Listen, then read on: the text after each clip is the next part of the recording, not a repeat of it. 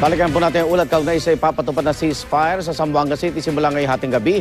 At makakausap po natin si Vice President Jejomar Binay. Magandang gabi po, Vice President Binay.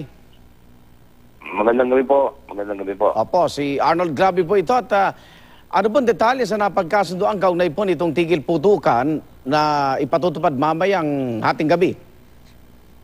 Actually, Arnold, ang usapan sa lalong madaling panahon, no? Kausap ko yung dalawa, si Chairman Nador at saka si Secretary. At yun nga, ang usapan is ceasefire na gabi. Kapag kita na pwedeng mag-uusap sa bukas ng paga peaceful settlement. Na actually, yung peaceful settlement, may agreement na in principle yung dalawa. Yun na lamang mechanics ng pagpapatupad mo. Ano? Opo. Pero alam na sa ground, bahala na sina Chairman Nur na magsabi sa kanilang mga armadong puwersa doon sa Zamboanga City, Vice President Binay? Actually, si Chairman Nur nga ang nagsabi na I'm authorizing you to go to media at sa yung ceasefire.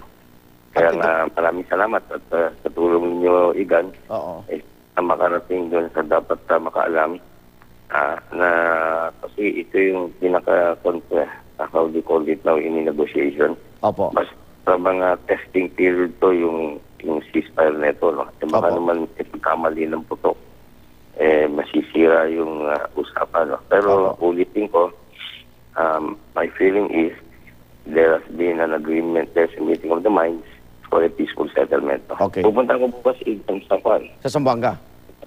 Sa Zamboanga bukas. At yan, titignan namin kung paano yung mechanics, ano ba yung methodology ng settlement. Pero hanggang kailan magtatagal po itong tigil putukan? Kung tatapos namin bukas na isang oras at o di pa-implement natin. Pagka gumalaw na yung mga dapat gumalaw, di matatapos na yun. Okay. Okay. Vice, bukod po dito, pagkatapos po ng ceasefire na ito, ano pong susunod na hakbangin? Kasi papaalisin ba sila dun sa mga barangay o paano po? Siyempre, para magkaroon ng peaceful settlement, di mawawala tatapusin yung confrontation. Oo. At ito po, lahat na ito alam na po ng Pangulong Noynoy? Hindi ko po alam. Ang kausap ko nga po si Secretary Gaspin. Opo. At si Chairman Mr. mismo. Okay. Abangan po namin ang mga karagdagang detalye bukas pagpunta nyo na Zamboanga City. Salamat po. Sige, Igan. Salamat, Igan. Vice President Jejomar Binay.